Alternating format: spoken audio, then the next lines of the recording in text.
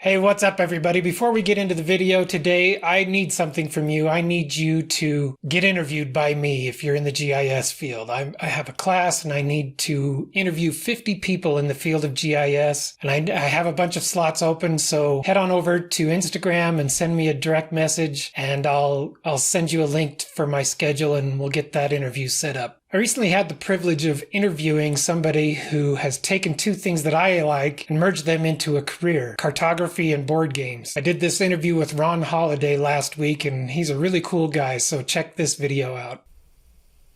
Hey, I'm here with Ron Halliday well, you're from Canada, but you're living in Brazil.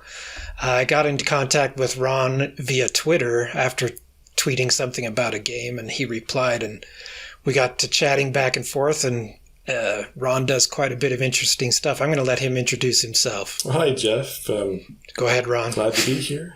I'm originally from Nova Scotia, but I live in Brazil now. And I am a professional cartographer with almost 25 years of experience, I guess, if you add it all up.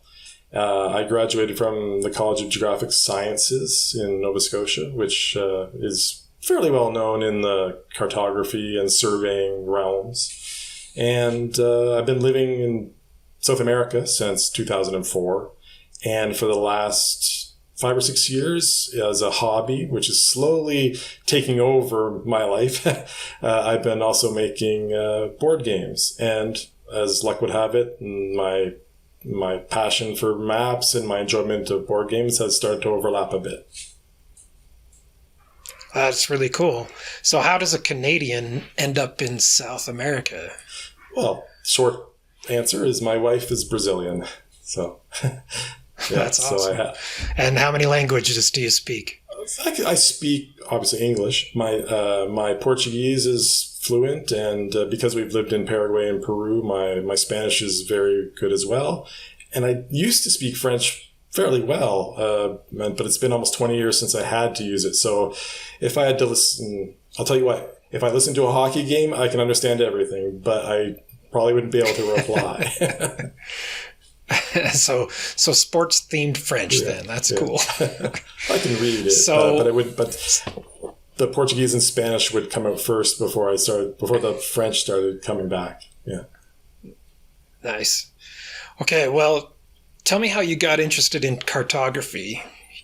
Well, that's how did that become a thing for you? Well, that's actually an interesting question, because it was one of those things that I always liked as a kid that I didn't even know. It was one of those things where I was actually going to be a teacher. I'd already applied to the Teachers College, is what it was called, in Nova Scotia at the time, as I have lots of teachers in my family.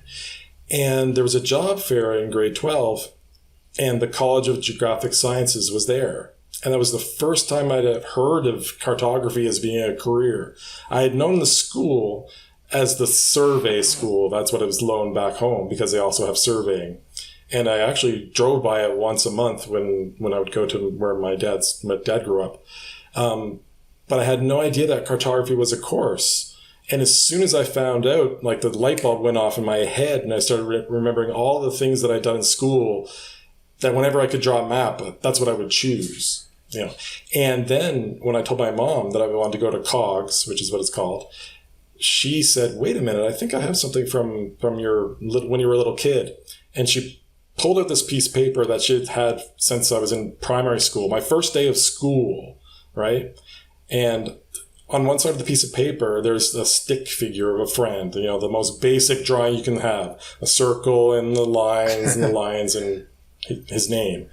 And on the other side, there's like a full color map, a road map of like streets and lights and buildings and the school. It blew my mind. So I can't tell you when I wanted to started to want to be a cartographer. I guess I always have wanted to make maps.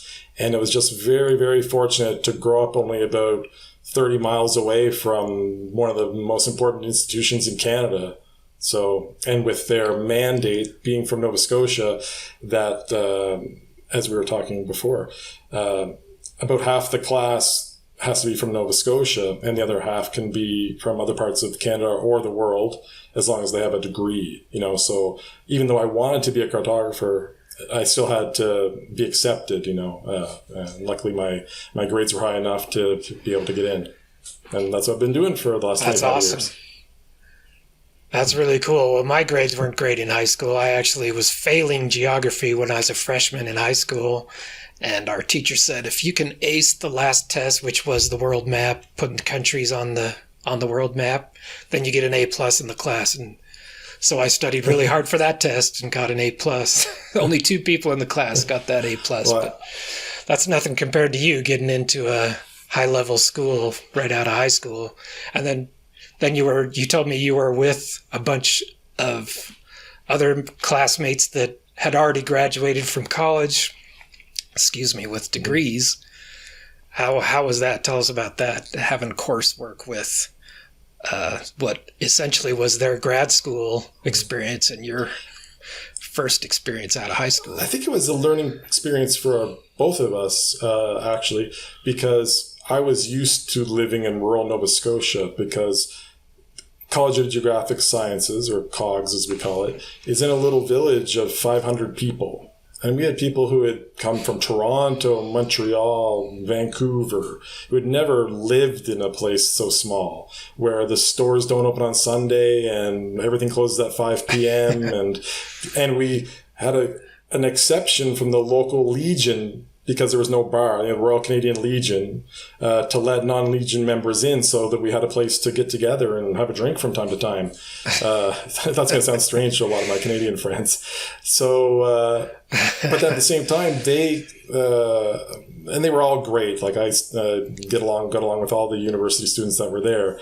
And they taught us a lot of things too about, not to panic, and they were used to dealing with professors more on a one-on-one level, or more, not quite equals, but not being scared of them either, right? To be able to stand up for yourself, for your decisions you're making, but also in a respectful way. So I learned quite a lot from those people, and one of those people a name that some people might recognize is Edie Punt. I graduated with her. She was the top of our class, and she's been working with Esri ever since she graduated. Yeah, that's great. So, you mentioned you're a game designer. How did that come about? How did you decide you wanted to create a game? Well, a board game. I always played games growing up, I think, as most people did. Trivial Pursuit was probably the first one that my family had, other than chess and checkers and those kinds of games. And then family games from the 1980s that some people might recognize, like Garfield and Fast Ones, which was like a race car game. And then as time passed, I just kind of kept with it, playing Uno and other card games like that. And then it was in 2014 that we were living in Peru at the time, and one of my wife's colleagues brought over some games to play. And I'd heard of them: Catan, Carcassonne, Dixit, I think might have been one of them. The classics of the modern gaming world now. Yeah. And I fell in love with them right away. I was just, wow, the games have changed so much since the last time I played. And I was like, wow, I got to get some of these. I want to find out more about them. And then it was about a year before we were going to leave Peru. We knew we were coming back to Brazil. And I had a little window in my work schedule. So it was either try to find another project for the last year there in Peru. And as you probably well know, sometimes GIS and mapping projects last for several years. So I would have had to try to find a smaller or shorter duration project that there was no guarantee of finding. Or stop and think about making a game, just saying, well, cool, that's, I make maps. Those are involved in lots of games. Maybe I can come up with a cool idea. So I talked to my wife, and she said, go for it. This might be a once in a lifetime thing. Just do it. And worst case scenario, you have a couple hundred copies of a game you can give out to people for the rest of your life.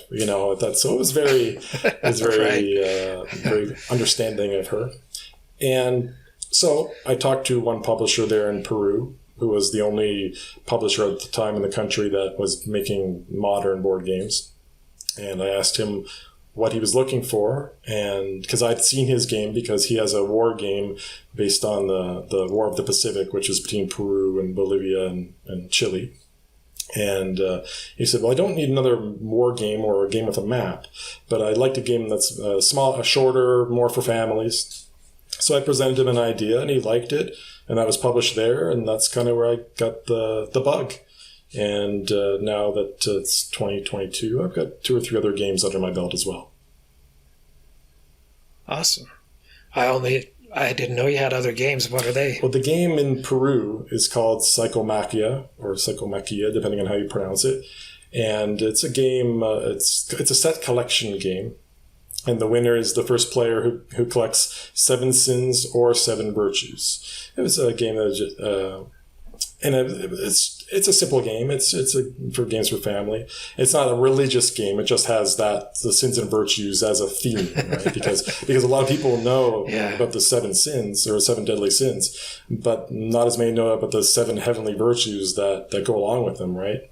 So I thought that was a kind of an interesting technique. And the same card shows both the sin and the virtue on it. And you can flip it over to use it in different ways.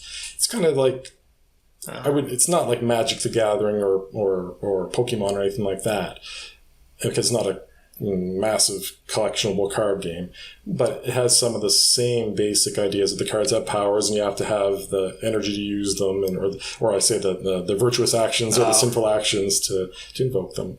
That was my first game, and then when I moved to Brazil, knowing that I was coming to Brazil, I started thinking about making a soccer game, because I wanted a game that would be an easy sell here. And that game went over really, really well. And I'm trying to, unfortunately, I signed it with a publisher, then it didn't go anywhere. So it came back to me recently, and I'm shopping it again. But that's probably one of my better games. And then the game that 7 Bridges, which we can probably talk about in a little bit, because that's my first game that actually has a map. And just recently, my 4th game was published, which is called Carnavalesco, which is about the Brazilian Carnival. And that's a fun game. But that doesn't have a map either. It's a game has dice allocation, which is the type of mechanic that uses because everybody has heard of Brazilian Carnival, obviously, the big party here, and I've been to it a couple times and written a couple articles about it for my blog from a decade ago. But not as many people know that it's an actual competition.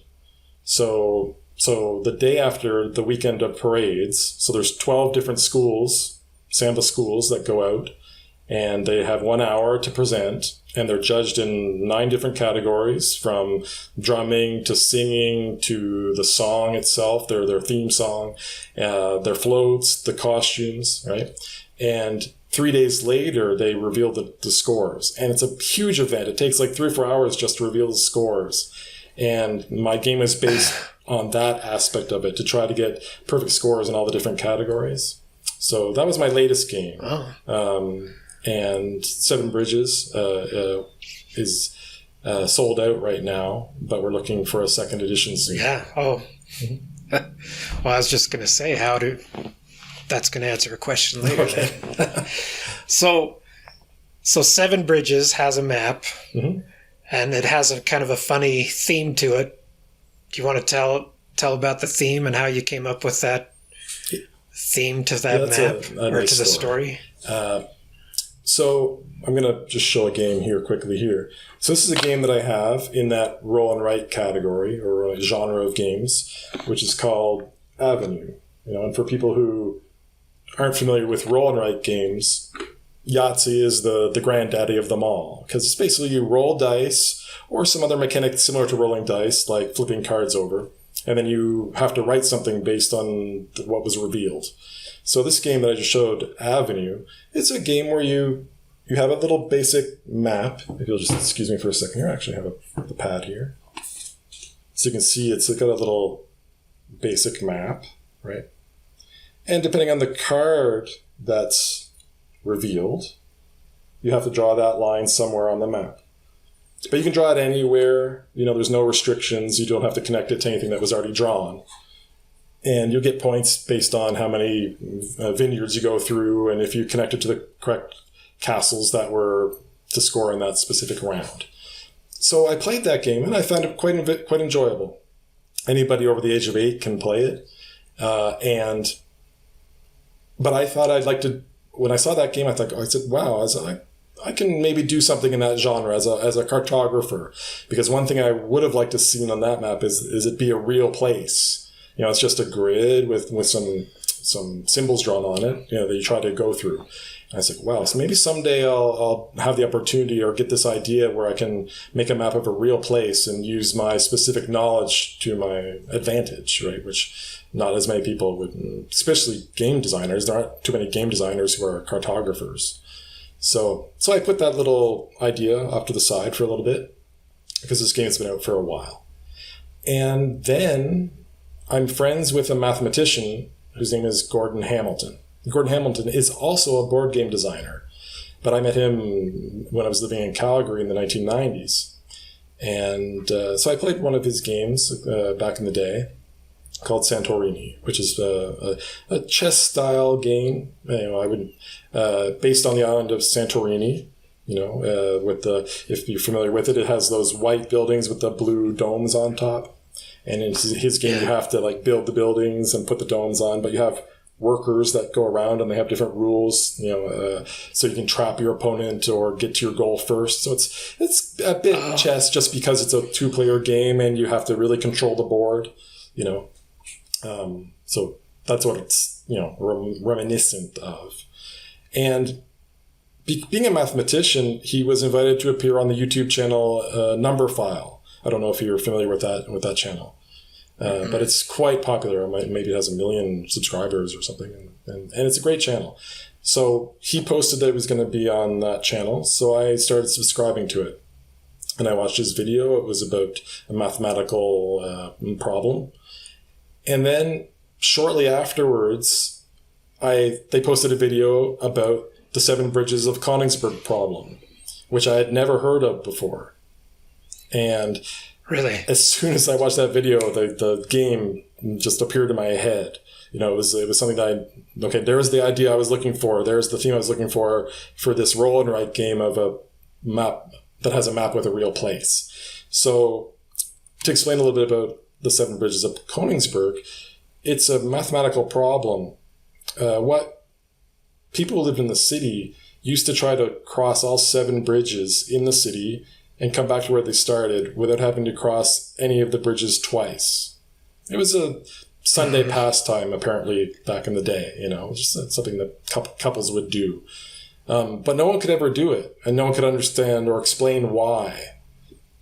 So apparently, as the story goes, and there is some documentation to it, I believe it was the mayor of the city that invited the famous mathematician Leonard Euler to solve the problem or something like that. One way or another, Euler found out about this problem and basically resolved it in a day because he was a genius mathematician of the day, 17th century or 18th century. But, NASA was still using his equations when they were going to the moon.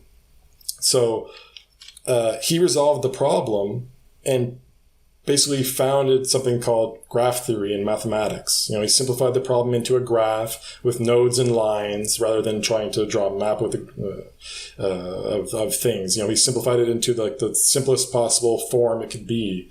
And that was the foundation of graph theory, which is a very important mathematical idea, that is used every day for computation and hundreds of other things. Yeah, I remember discussing that problem when we talked about topology exactly. Yeah. in my GIS courses at Utah State. So, and it wouldn't surprise me if we had talked about it back at Cogs too, and it just slipped my mind. I'm sure if I pulled out one of my old textbooks, it would be in there. So absolutely. And GIS, yeah. Because we took GIS as part of our cartography course, and that probably would have featured more in the GIS course. Yeah, absolutely. Yeah. So Yeah. So that's a cool premise to the game, and how you got the idea for it. So, when you publish a game, how do you get noticed by publishers? I mean, I have a friend who's into this, and he enters competitions or contests, hoping to win one of those contests and then shop it around to publishers saying, I won this contest. Do you just know people, or? Well, I liked it in that case too. I've done the same thing. I've entered contests and tried to get the game published that way. But this one, because of the map and the style of the map that I use, so when I had the idea, I wasn't exactly sure if it was going to work. So then I started looking for maps of the city of Konigsberg at the time of Euler, so it would be consistent with when it was the 7 bridges there. And there's a beautiful map, and I'm just going to get the name here so I don't get it wrong. I'll probably pronounce it wrong, but Johann Hohmann.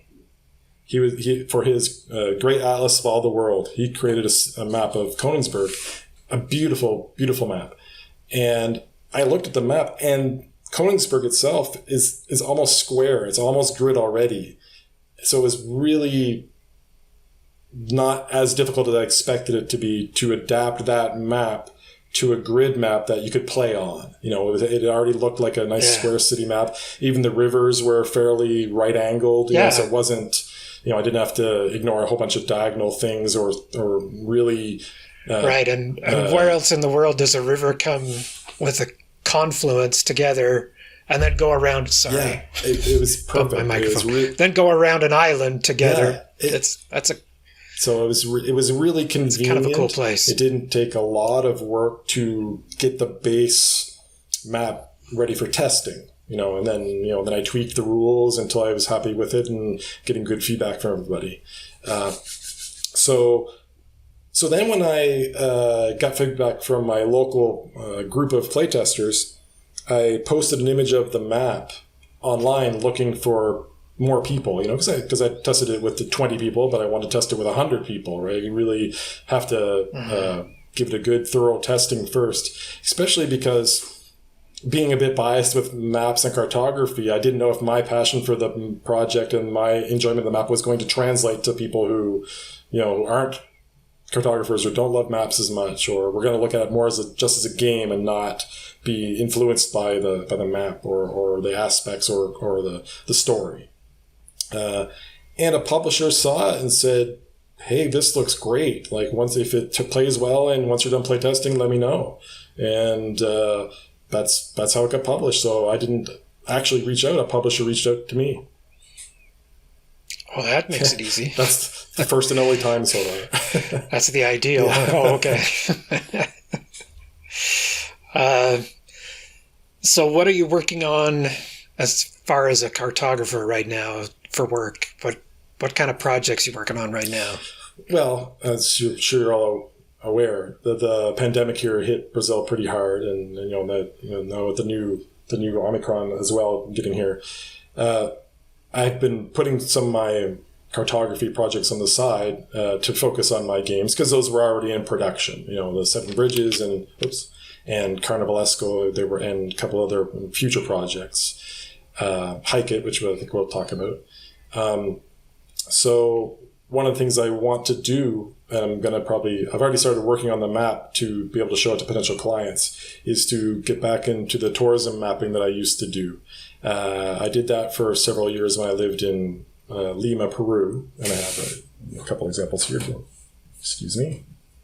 Like physical maps that people pick up at the information kiosks, right? So, because I live in the heart of the tourism neighborhood here in Sao Paulo, and I think I'd like to get back into doing that, to be able to work from home and be able to divide my time between the mapping, which is the thing I love, even more than board games, even though I love making board games. So, don't ask me to choose, but I would, that's something I really think that I'd like to keep doing here, especially because now that I've lived in the neighborhood here for a couple of years, so I'm quite familiar with it, and there's no tourism maps here. people, obviously use their phone, they use Google, but those new places that just opened, or those secret little discoveries that an online map isn't going to show you, that's the kind of thing that I'd like to highlight. So the printed map isn't dead because my plotter's just sat there doing nothing for a long time. I got rid of my plotter. I'll admit I don't have a plotter, but there's space for it. But there's obviously less than there was before, and I'm really happy that I'm branched out into making maps for other people's board games last year. I don't know if this would be a good segue to mention the other project that we were talking about. Sure. Go ahead, talk us about what you're working on for games. Because of Seven Bridges and the type of map it is, which is a very realistic looking antique map, because I'm not an illustrator. I can't make a Dungeons and Dragons map or a fantasy game map or even a hand drawn map. I work with real life data, and that's what I use. That's what I have to use, because I couldn't draw my way out of a paper bag, but. Yeah. But there are some games, simulation games and some war games and things like that want real world data, or real world data would be the best thing to have for their maps.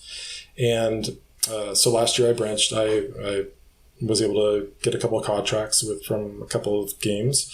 One of them is called Hike It, which is coming to Kickstarter, the crowdfunding campaign in the summertime. It's done by a hiker. It's a game where you're hiking the Great Smoky Mountains National Park, and you have to go around the map and see scenic places and try not to run out of water, and make sure you have your gear and your all the things you need to have a good trip. To not have to get pulled out of the park by rangers or get attacked by bears, or so the game already existed, but I saw that the designer could use some help with his map. So I reached out to him and I gave him his sample. He's like, yeah, that's what I wanted. That's what I wanted. I could tell where he wanted to go, but he needed a person with, a cartographer who could take it to the next level. And he wanted to take it to the next level. And so it worked out great for both of us. So that game's going to come out in 6 months or so. Well, I should say it's coming to Kickstarter in the summertime, and then then gets delivered once it's produced, and it did work out really well for both of us, because that person TJ, he's a first time designer, so I was able to help him out a little bit with some other aspects of the game, and I'm really excited to see that one, because that's a really nice map, and I gave him two completely different designs of the map. Some like one where because it's a board, it's not just a map, it's a board, so it has the map of the park in the middle, and it has all the game elements around the outside, where you put your cards and tokens and things like that. So I gave him two completely different but viable options, one where the park is in green and the outside is tan, and one where the outside is green and the park is tan, and for him to decide which to use. And I think in the end we're going to use the park green and the tan outside, because all of the other elements around the game, like the individual player boards and all the other elements are green as well. So it has that nice green, tan, green. It just looks great on the table that way. I don't really know what, both maps I like both maps equally, but the sum whole looks better with the park itself being green, and it makes sense that way too, because the Appalachian Mountains and that park are quite green. So, yeah, I've taken a drive through those mountains. They are very pretty. So this game Hike It, how did you get a hold of the data for that? I mean, where do you get data for? You say it's a real place. It's the real Smoky Mountains National Park. Where do you get that data? Well, the one thing that's great about the U.S. in comparison to Canada and in some aspects Brazil is that there's no lack of data. Sometimes you have to dig through to find the stuff you actually want, the best data you can get. But all this stuff came from national providers, the American providers.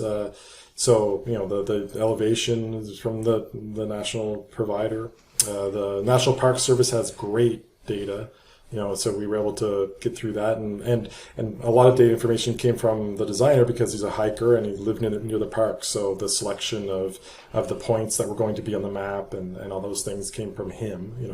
The elevation data, the contour data, road data came from the road, the national road. I'm sorry, I lost a lot of train of thought there. But wherever you go to find American national data, road data, elevation data, park service, it all came from there, and I just had, and because the map is at 1 to 100,000, so it was the data that was good for that scale. And then United States has data, lots and lots of data available at that scale, right? So there's no lack of data. It was just a matter of finding it and then learning a bit about it, because I hadn't used the National Park Service data before, to just put the map together, but it was pretty straightforward. It was nothing out of the ordinary. So when you do that, you're using public data like that for a profit venture. Do you have to give credit or anything, or do you have to say this is where we got this thanks to the National Park Service? Yeah, that's one thing I do have in my spreadsheet. There is what credits we have to give to which thing, because for example, the map has road signs, the actual national highway system road signs, but that's public data. You don't have to credit that. It's public. No royalties, that public domain, no licensing or anything like that. And then most of the other stuff, because it's public information, you just have to say where you got it. Some of it you might have, if you redesign, you could have to, the Creative Commons licenses, right? But for the most part, it's just putting credits on it where you got it from. It's not really using public data like that, which is great. It wouldn't have been able to do it otherwise. It would have been probably cost prohibitive for the designer to buy all that information, because I'm sure you remember there was time when a lot of that data you would have had to purchase. Luckily, from the national government. We used to. In fact, my internship was I had to write a script that would download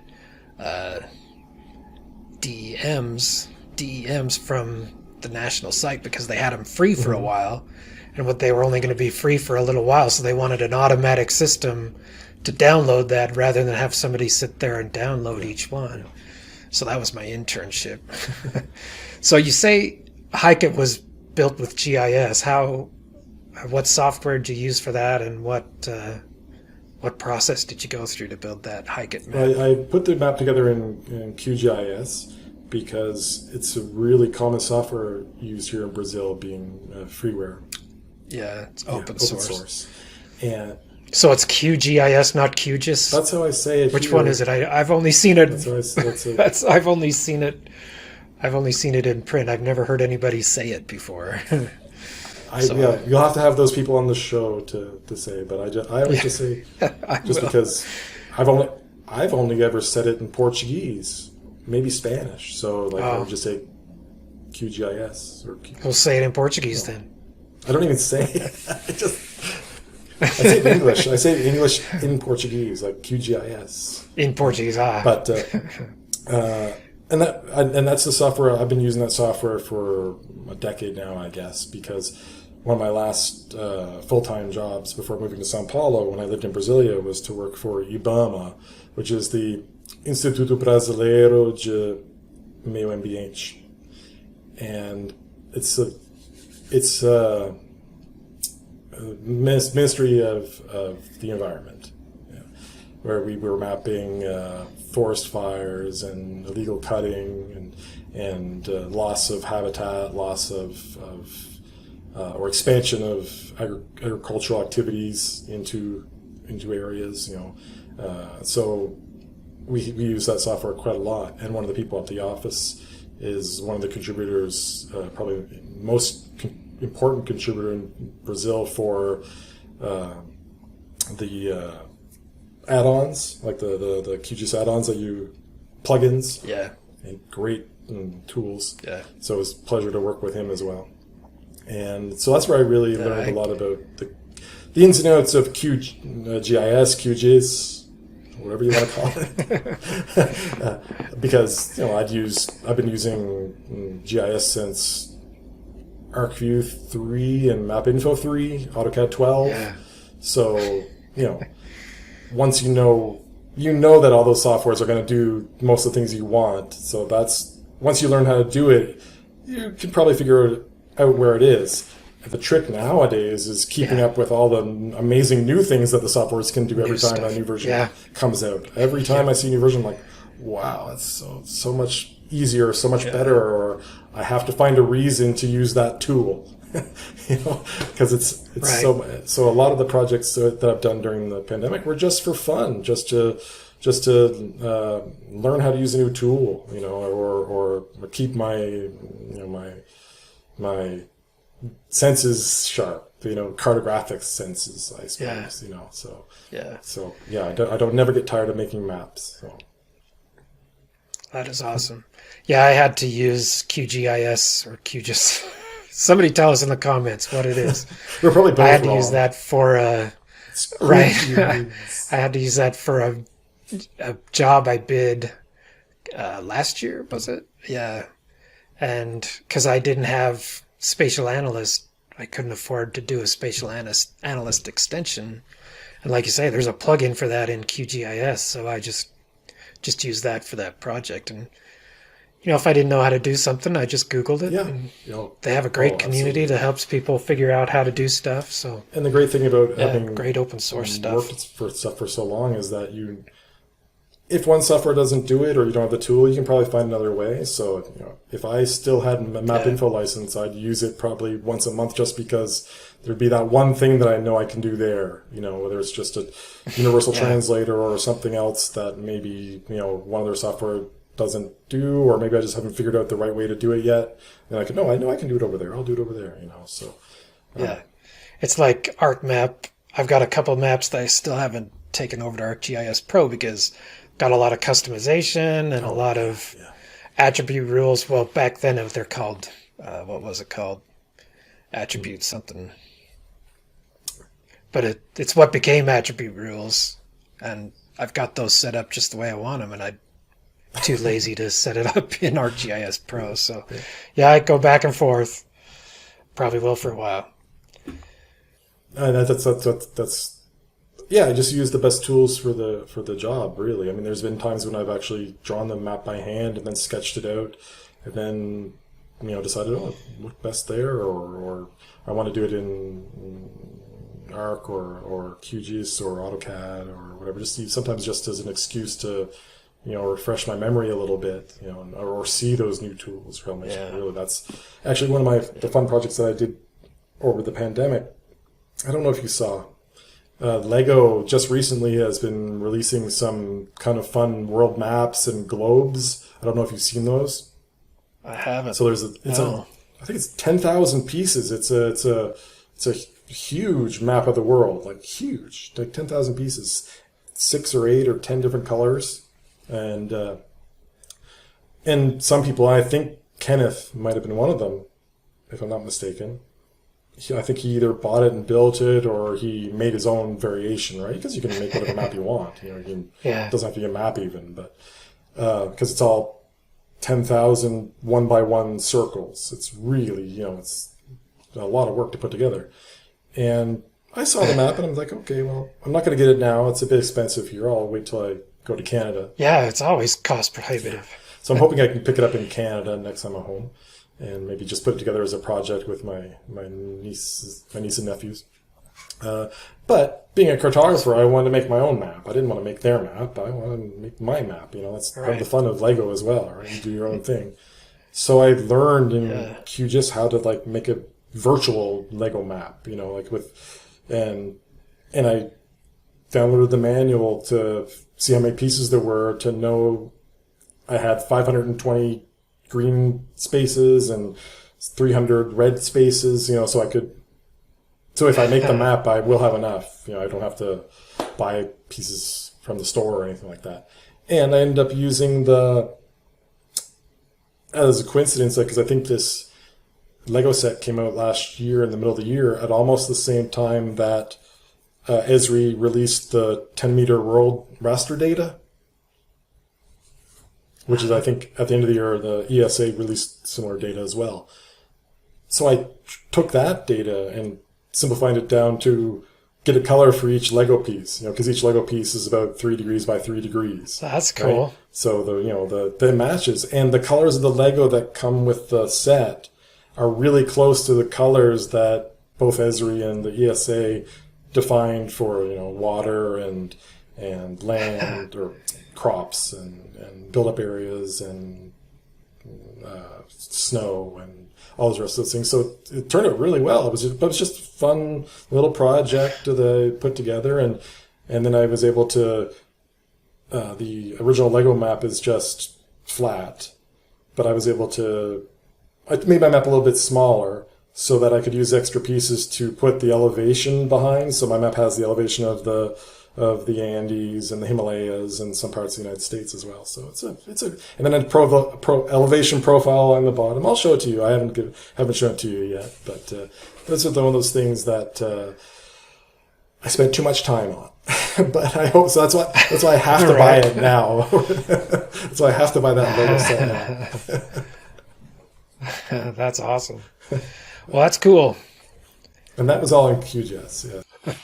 Yeah. One thing I've wanted to ask you is how, like, little design elements like this little holder for the pencils. It's a map tube. I thought that is really cool. Yeah. Who came up with that idea to make the map tube be the pencil holder? Was that you, or is that? It was one of those things that was just a nice, happy coincidence. Because Seven Bridges was also a crowd-funded game, and as crowdfunding works, you need to get a minimum amount of money to make your game or your product, whatever it is, and then they have stretch goals. So you can improve the quality of components. So either your dice can be bigger, or maybe you can use thicker paper, which is one of our stretch goals. And then one of our first stretch goals was to just add the colored pencils and put that little tube in. If we had gone really high, I think that the tube would have changed into something even cooler. But when I saw that, I'm like, really? Okay, let's use that. That doesn't hurt. It's a cute little thing. Because a lot of games don't even include pencils, or they just include black and white pencils. But as you can tell with the map of that game, you need to use colors. You can't just use black. It's going to interfere. Yeah. And another element I really liked, I'll just show this on the screen later, but the scale bar is a way of keeping track of what monuments you visited and how many bridges you crossed. I thought that was a really cool element, and how you kind of made the sheet, the sheet everybody uses to draw on, a map with different map surrounds, like the legend is the scoring and the bonuses on the side. Or it was just a well-designed thing. Our family really enjoyed playing this game, so just wanted to let you know that it's a fun game. Thank you very much. And yeah, I was really happy, satisfied when I came up with that idea of let's try to make the map itself the game and use everything that a map would have. Because I've seen old maps that were repurposed, or maybe updated even, where you might have a map that was created of a city in 1900, and then the city built some subway lines. And then rather than destroying the map, they would just reprint it with the subway lines on it or something, in a different color or something. Mm-hmm. So that was kind of my inspiration. So if you look at the map, if you can visualize in your mind's eye the map itself before there was a game, and if you take off all the red lines, you'll see the original map. The game is all the red lines and all the red text.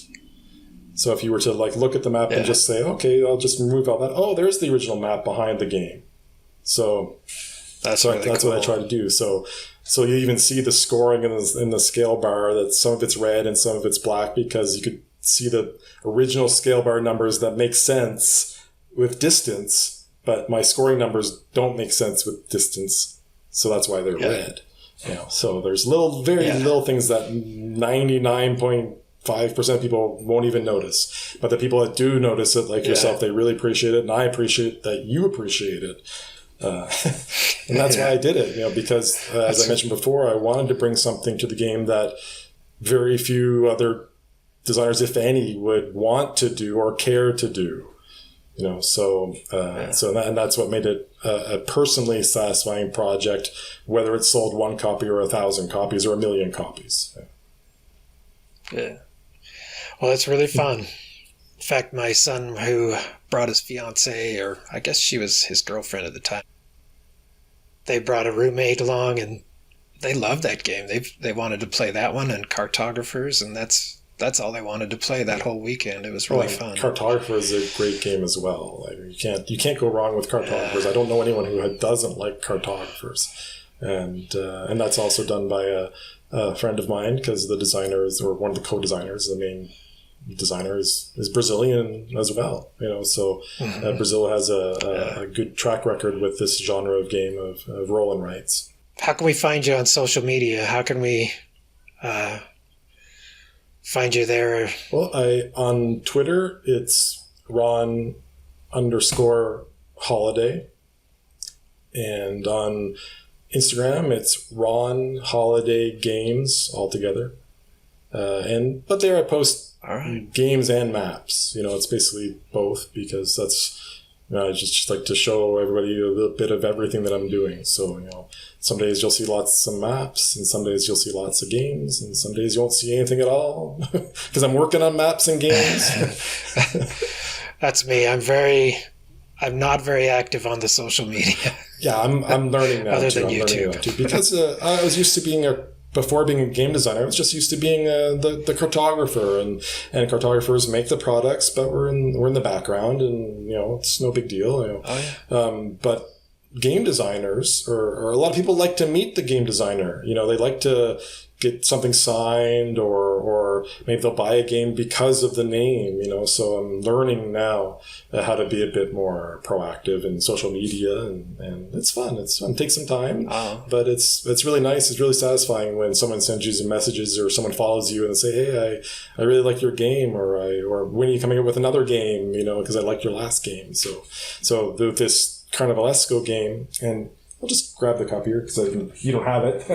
This is the game, and it's quite a lot bigger than Seven Bridges. It's a big game. It's a full size game. And this, we'll have to check that since one out. It's only in Brazil right now, we're going to be shopping it around to publishers in the summertime, hopefully. And it's been wonderful to have a Brazilian themed game here in Brazil, and people are like, "Why this Canadian guy making a Brazilian themed game?"